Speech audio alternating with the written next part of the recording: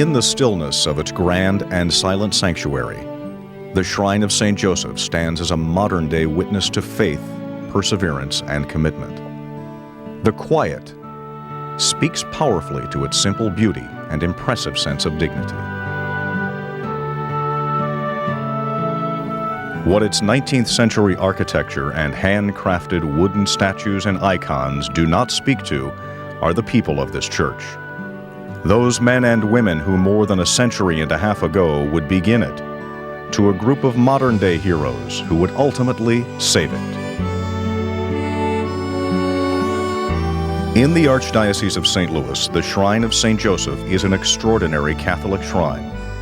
Its majestic and stately appearance is almost breathtaking. But even more than that, the Shrine of St. Joseph possesses an historical richness, which is both extraordinary and in every way miraculous. For almost 150 years, this church has been the Church of Miracles.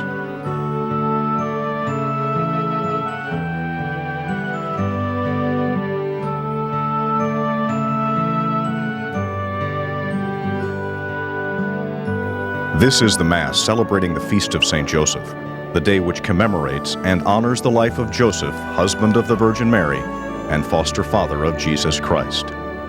More than 1,000 people from all over the St. Louis metropolitan area have come to worship and give thanks to God.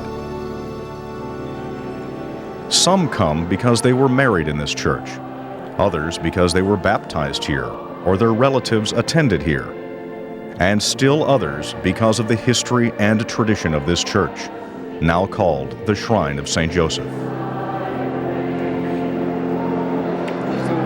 One of the grandest traditions at St. Joseph's is the veneration of a relic from St. Peter Claver. The relic in this case is a bone chip from the body of Peter Claver, a Jesuit priest known for his ministry to slaves being shipped out of Africa and into Colombia, South America. After every Sunday Mass at St. Joseph's, the faithful are invited to venerate or kiss the relic. Venerating a relic like this is a sign of honor and a source of healing.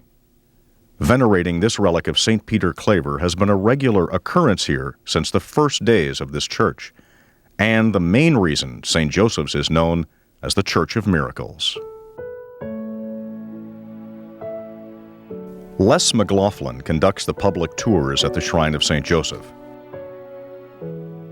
He is the docent for this noble church. In 1843, as waves of German immigrants came to St. Louis to begin their new lives in the United States, Bishop Peter Kenrick saw the need for a church that would serve them exclusively. St. Joseph's would be only the 6th Catholic church in the city. So Bishop Kenrick went to the Jesuits at St. Louis University and he asked them to build a church for the Germans. He even went so far as to say if you didn't speak German, you didn't read German, you could not fulfill your Sunday obligation here at St. Joseph's. I don't think it'd get any more German than that. Didn't look like it does today, but the Jesuits kept adding on to and extending the church until the way you see the inside today. This is the way it looked in the spring of 1866. St. Joseph sits majestically at the corners of 11th and Biddle, only a few blocks north of St. Louis's downtown business district. While a few residential areas dot the surrounding neighborhood, St. Joseph's no longer serves the area as a parish church. That distinction goes to St. Patrick's Church about 5 blocks to the east. What most people do not know about this imposing church is that it is the only place in the Archdiocese of St. Louis where a miracle, authenticated by the Vatican, has taken place. It happened in 1864, when Ignatius Strecker, a German immigrant, was healed from a terminal illness after he venerated the relic of Peter Claver.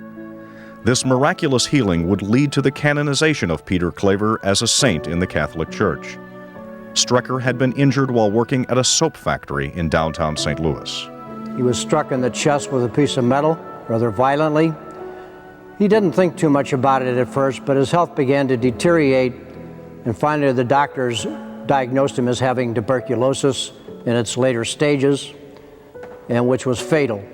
His nephew was Bishop Strecker, who was in Kansas City. He accidentally struck his chest against a pointed piece of iron. His breastbone was injured, and there was no considerable pain, a burning sensation. So the tumor-like inflammation began to grow, and there was no way to drain off accumulated malignant matter. And they were giving him just a few weeks to live. Just at that time, a Jesuit missionary came in here to give a mission.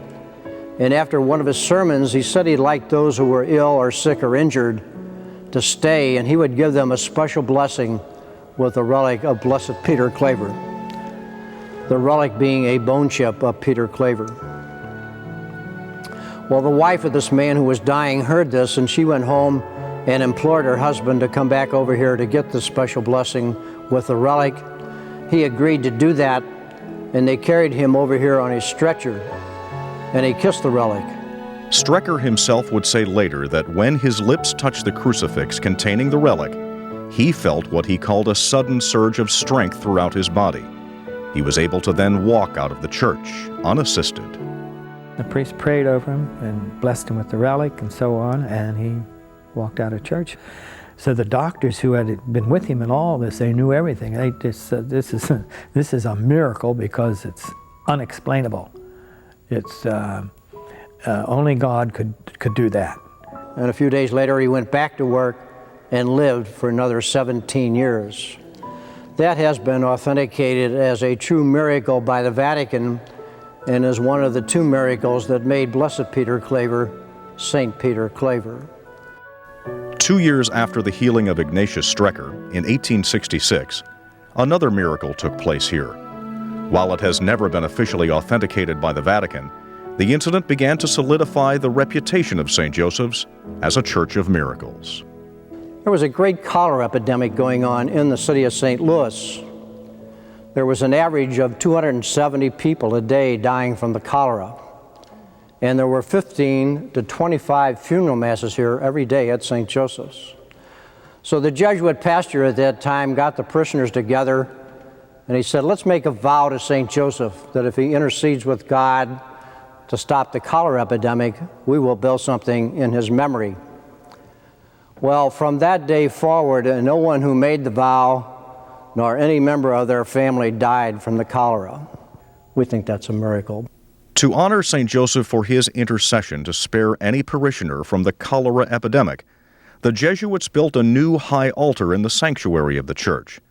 Today, it is still called the Altar of Answered Prayers. Lord, you are holy indeed, the fountain of all holiness. Father Valentine Young, the administrator of St. Joseph's, believes miracles still take place at St. Joseph's. He remembers vividly the Sunday a distraught mother brought her 3-month-old son to church. She was crying and saying, the doctor said he has a tumor in his brain and it's inoperable. There's just no hope at all. I said, well, we'll bless him with the relic of St. Peter Claver, and you pray and ask God for a miracle, because God works miracles through the intercession of a saint. It's God who does it. And so we did, and she did, and a year later she came back and she says, Father, here he is. She said, the doctors said that there is no sign of a tumor, he's completely cured. So she said, that's the miracle. I said, well, yeah, that's what God does, because you have faith. Because Jesus, always, whenever the Lord worked a miracle in the gospel, he always said, your faith has cured you. Your faith has made you whole.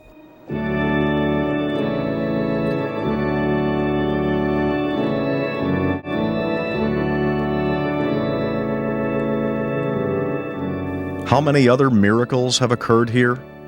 No one really knows. But many of the church's supporters today would say the fact that St. Joseph's is still standing today is a miracle in itself.